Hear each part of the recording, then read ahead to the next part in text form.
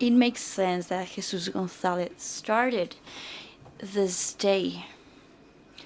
Why? Because this is one of the last steps of a process that we call reading prototype. It's being co-funded by the Ministry of Culture through the Director General of the book. In this project, we have worked in different areas the Deputy Director mentioned. For example, in the areas of health, in libraries. We have worked also in areas of Madrid, but also in Huesca, Badajoz, and other parts of Spain that right now they don't come to my mind. As a general director of the Germán Sánchez Ripert Foundation, what do we do? What's the sense of all this? Well, that's what I'm going to speak about today, and this is also a way to introduce all the speakers that we're going to have here today. They will be sharing their ideas and their knowledge. These speakers of today are a reference at worldwide level. Many years ago, I started to speak with these people, to mention them. And so regarding this prototype called LECTURALAB, it has 3 lines of reflection. And throughout the day, we will be talking about these 3 lines. So the idea is to know the state of art of reading and the correlation and impacts on reading and other variables, and to identify what variables impact reading behavior. We'll talk about this throughout the day. But can't you hear me right? What we call narratives. It's working with narratives for our society and also for the public powers. How do we work at the foundation?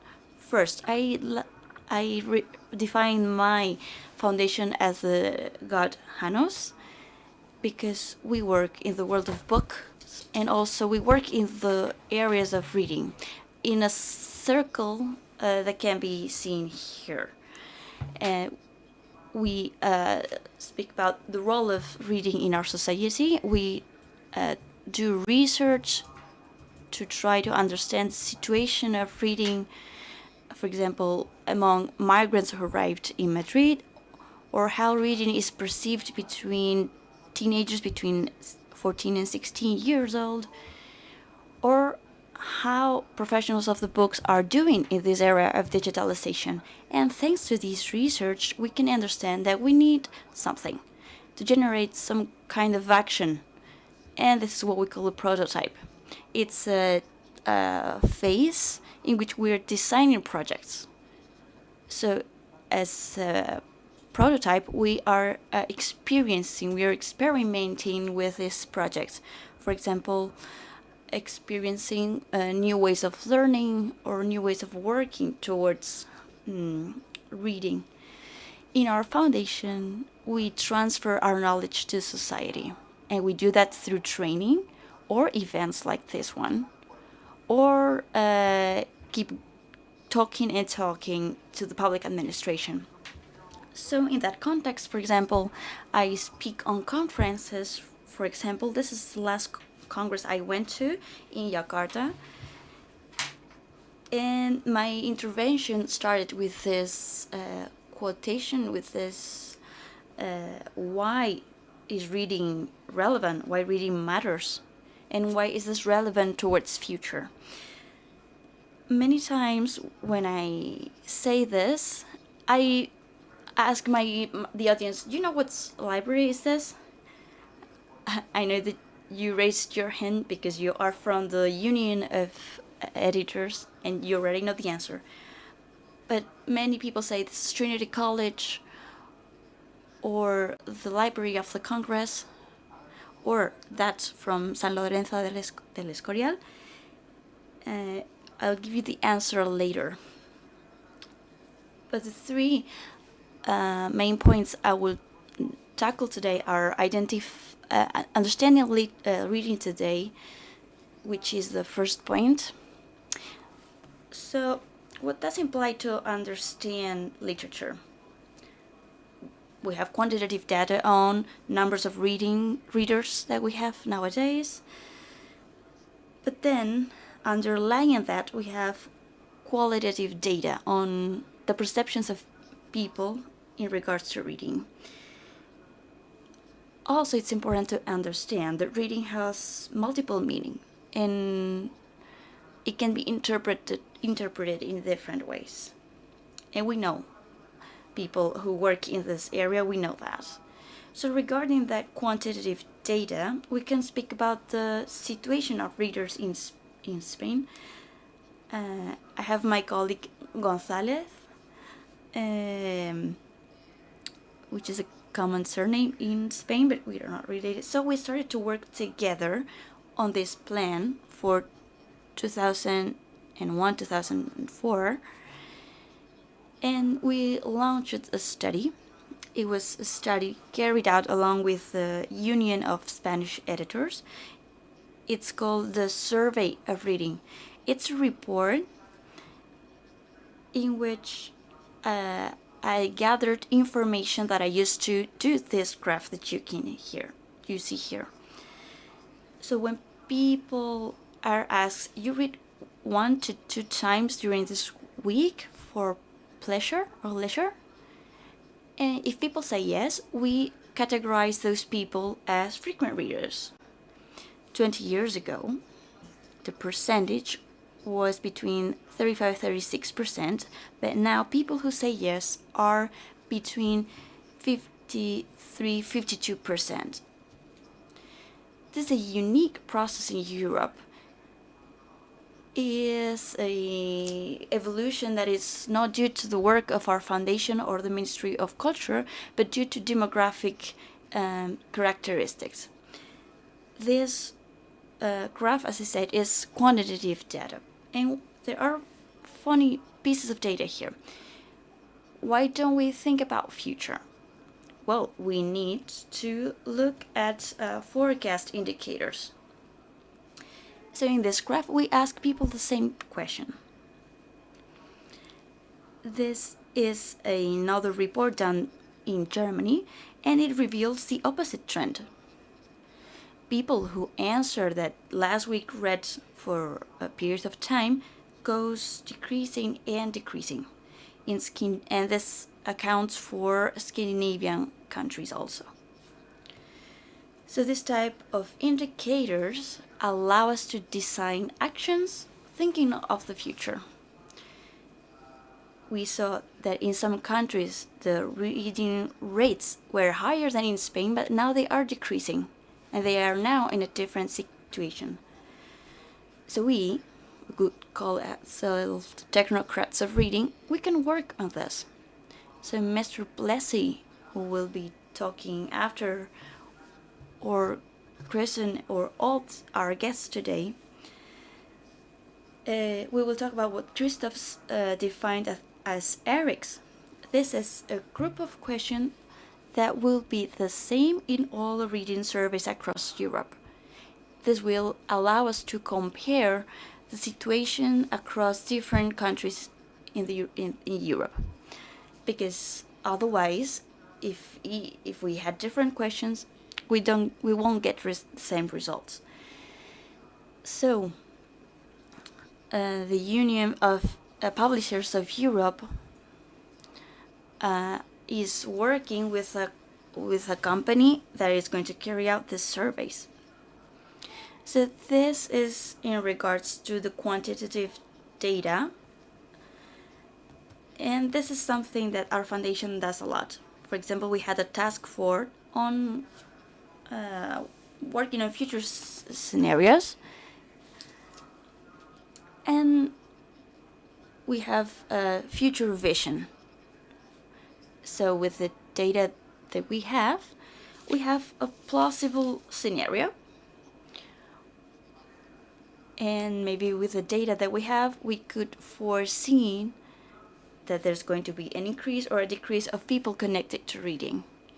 because reading is competing with other forms of leisure. So people are reading less. But we can forecast situation 10 years into the future, and maybe we come up with a preferable context. This scenario will be composed of some aspects that will be explained here today. So we need to work for the present, but also for the future. Why? Because future must be visualized. As the Druids were doing in Germany, they were placing little hints or little predictions through letters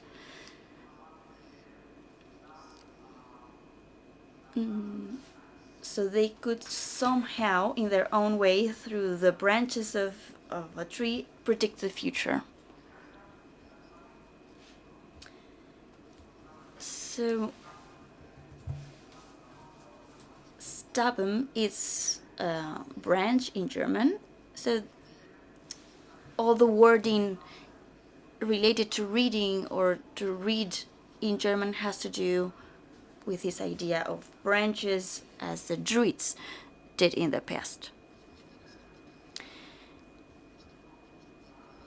In reading in Spain, it comes from Latin legere, and it comes from a common origin. And it comes actually from the branches, like in a tree. And it also is a mix of concepts related to reading with prophecies. So I leave this image here because it has to do with some of the things that are going to be dealt with today. So, and of course, it will help us understand the present and future of reading. So we did an experiment with immigrants who arrived to Madrid. They were coming from Latin America, north of Africa, China, and Eastern Europe. And I remember something. We held focus group in which we had a more formal part, but then we stimulated a conversation between all of them. And they were talking among each other in these focus groups, and at some point the coordinator of the session, because I was just simple observer, and some people from the Indian from Chile, they were thinking about this man on what we have on the minds of what's a reader. It's someone with glasses, with a bird, with a lot of time to read. And this has to do with the imaginary that we have on what's a reader and what's a reader to us. But actually, a reader can be anyone. We need to keep reflecting on the perceptions we have of readers. So when it comes to reading, and we were having a dinner yesterday, speakers of today, and we started asking ourselves, what's to read? Reading is to read a post in social media, or reading a journal in a magazine, or an article in a newspaper. Reading because you need it for work, because you need it at school. Reading a novel by Faulkner. Reading complex authors. Reading is so many things. So we defend, and I have defended this at international spheres, it's important to have a taxonomy of reading in order to design reading policies addressed to every type of reading. Good, bad, there are different kinds of reading. So the second line that has to do with topics we'll have today. I'm very interested in this at the foundation. It has to do with impacts of reading in our lives, and also with variables that impact reading. For example, Flavia Barca will be speaking about the SDGs, and their impact on reading. Naomi will be speaking about, on the contrary, on what's going on with the digital, with AI. And after me, we will have Christoph Plessy, who will be reviewing everything we've been working, and he is a researcher, what he's been doing on indicators that impact reading. So we need to prove the correlations between a curve of readers and non-readers to identify the variables that impact reading, and then having that in mind, to prioritize the promotion projects, and what can we do to promote reading. So first, to identify the impacts. My colleague has worked a lot on this, for example, Naomi also. This is very complex, but I'm really passionate about this. Why do I say this is complicated? Because we have correlations about GDP per capita, or, for example, the publications in The Economist called the World in Numbers. It's to compare gender equality and compare that to people who read and don't read. There are different types of correlations, but scientifically, this is complex to do because you have different variables impacting this. Or the relation between different types of reading. Or I saw research speaking on people who read live longer than people who don't. Or having in mind the impact of reading on the empathy towards the others and towards the society we live in. So it would be ideal to keep working on this type of correlations. We, thanks to the Ministry of Culture, we have developed an app called Lemétrica. I love this. It's not that appealing in the community of readers in Spain, but it is very appealing in Latin America. And this allows responsibles of libraries or town councils to have information on how the project is doing. It will give you a report on the impact on the project related to SDGs. This is free app,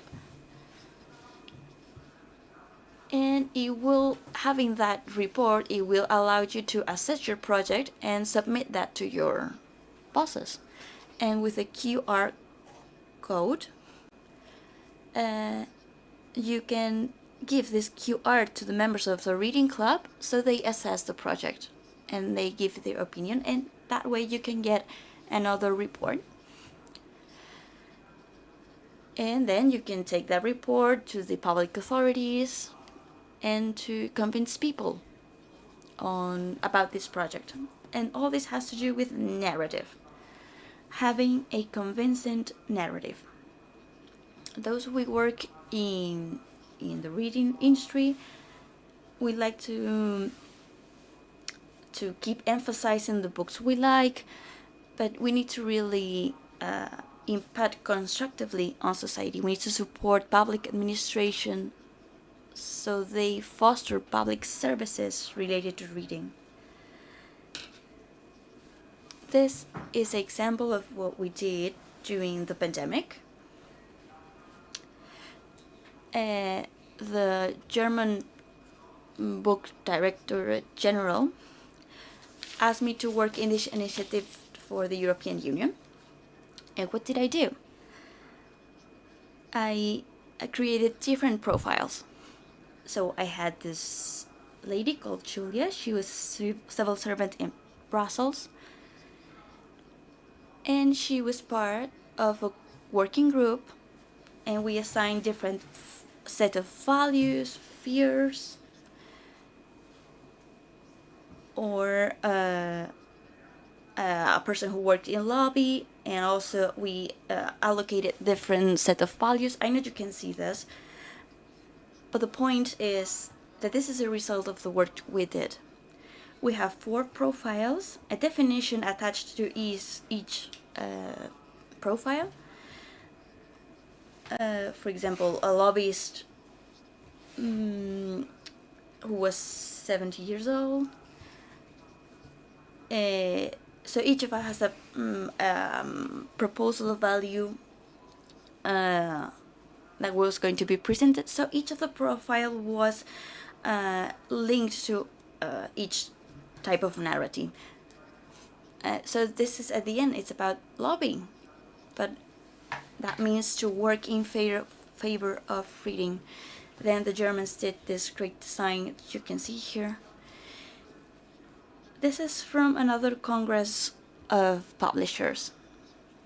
This was in Seoul 14 years ago.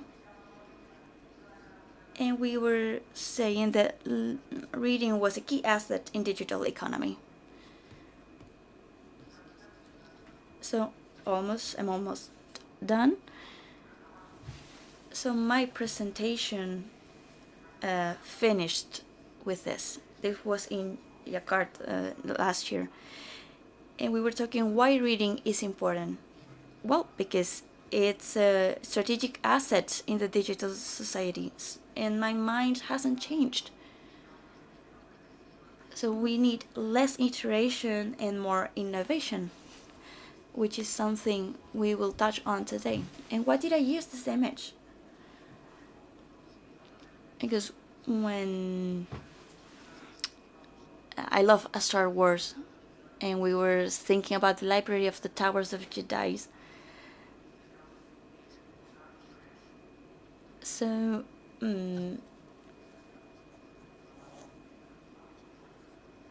we were having in mind this library of Star Wars, and it's based on that. So that's the image that we see here. So my main idea to finish is that this man here is Plato. I don't really like him. People here are laughing because they know I don't like him. I read the dialogues of Plato, and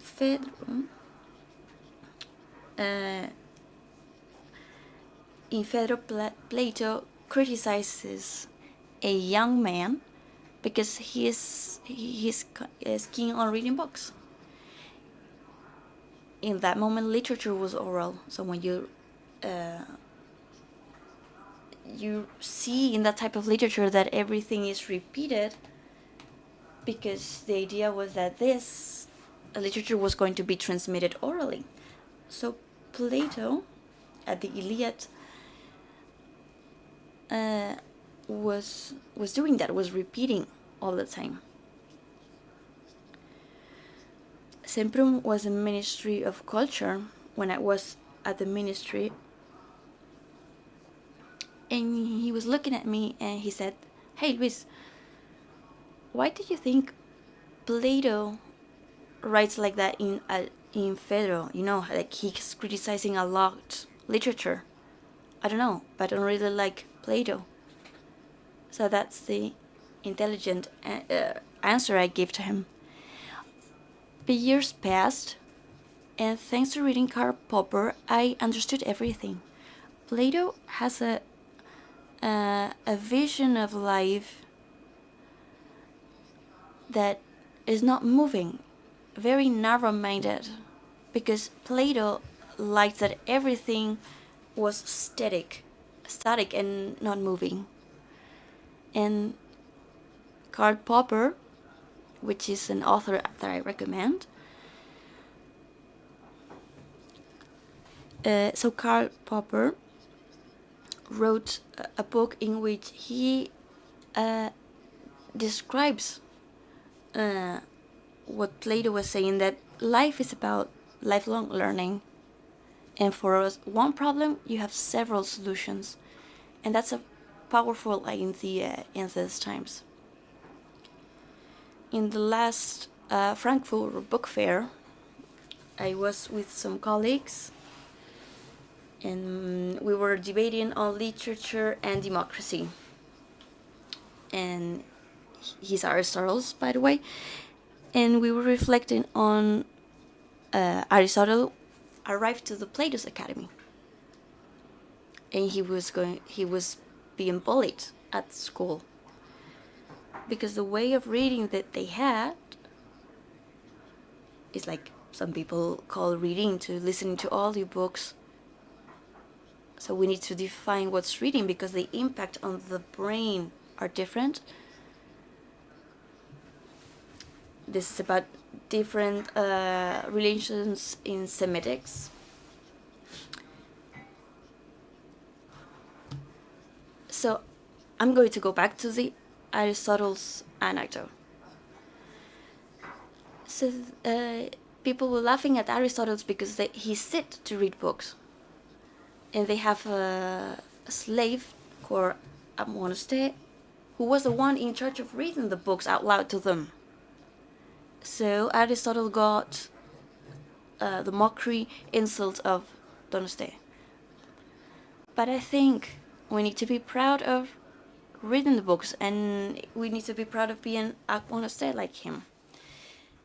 So that's the sense of all that. So you'll see how we get into the depth